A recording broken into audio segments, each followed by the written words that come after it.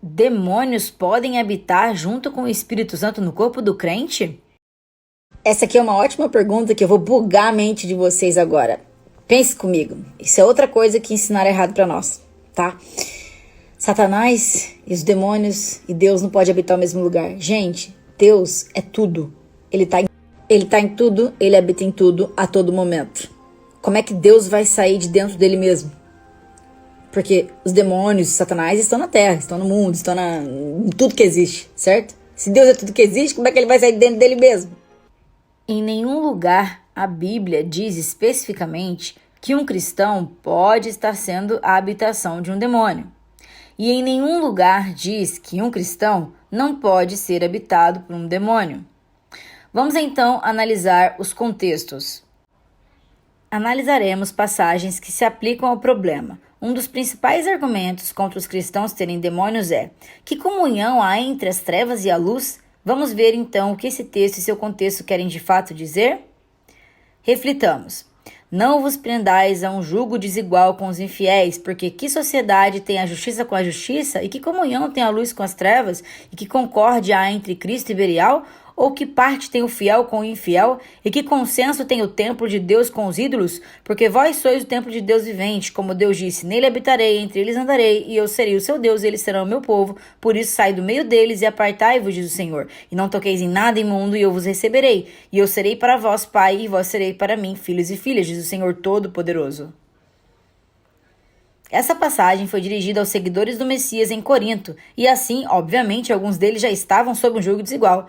Paulo estava dizendo-lhes que limpassem suas vidas assim. Não pense que esse texto possa ser usado para provar que cristãos não podem ter demônios. Justamente o contrário. Sabemos que todo aquele que é nascido de Deus não peca, mas o que de Deus é gerado conserva-se a si mesmo, e o maligno não lhe toca. 1 João 5,18. Mas há um equilíbrio nas escrituras. As escrituras devem ser vistas como um todo. Esse trecho deve ser equilibrado com passagens tais como 1 João 1,8,9. Se dissermos que não temos pecado, enganamos a nós mesmos e não há verdade em nós. Se confessarmos os nossos pecados, ele é fiel e justo para nos perdoar os pecados e nos purificar de toda a injustiça.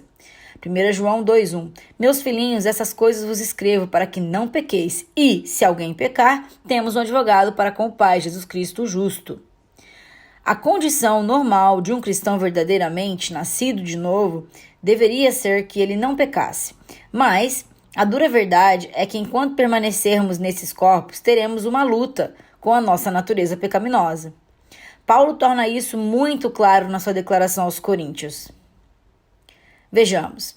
Mas esmurro o meu corpo e faço dele meu escravo, para que depois de ter pregado aos outros, eu mesmo não venha a ser reprovado. 1 Coríntios 9:27. Normalmente, os cristãos estão revestidos de uma proteção, de forma que os demônios não podem entrar, como até Jó esteve sob essa proteção. Mas, como o trecho de 1 João 5,18 indica, enquanto o nascido de Deus se guarda do pecado, ele está protegido do maligno. Quem abrir uma cova, nela cairá, e quem romper o muro, uma cobra o morderá. Eclesiastes 10:8. Essa passagem mostra claramente que o cristão pode abrir um buraco no muro de proteção. Ele pode fazê-lo através do pecado. E está claro que quando ele faz isso, mordê-lo-á uma cobra. Em Lucas, Yahushua refere-se aos demônios como serpentes e escorpiões. Eis que vos dou poder para pisar serpentes, escorpiões e toda a força do inimigo, e nada vos fará dano algum. Pode-se entender o romper de muro como uma porta de entrada. Um cristão não pode ser habitado, então, por um demônio porque ele é o templo do Espírito Santo e os dois não podem estar na mesma casa ao mesmo tempo? O que Salomão disse? Mas, na verdade, habitaria Deus na terra, eis que os céus e até os céus dos céus não poderiam te conter, quanto menos essa casa que eu tenho edificado. Volve-te, pois, para a oração do teu servo e para a sua súplica ao Senhor meu Deus, para ouvires o clamor e a oração que o teu servo hoje faz diante de ti. Deus é espírito onipresente. Sendo este o caso, como podem os demônios habitar em qualquer lugar se os dois supostamente não podem estar no mesmo lugar ao mesmo tempo? Amado, visto que temos essas promessas, purifiquemo-nos de toda a imundícia da carne, do corpo e do espírito, aperfeiçoando a santidade do temor de Deus. Essa passagem também é importante porque alguns dizem que os demônios não podem tocar o espírito humano, porque ele estaria selado com o Espírito Santo. Não existe nenhum trecho das Escrituras para validar essa crença. Pelo contrário, essa passagem nos mostra que o nosso espírito pode de fato ser afetado por demônios. Caso contrário, nos seria ordenado purificar o nosso espírito da imundícia. Irmão, já sabia dessa verdade? Então segue aqui para mais verdades bíblicas.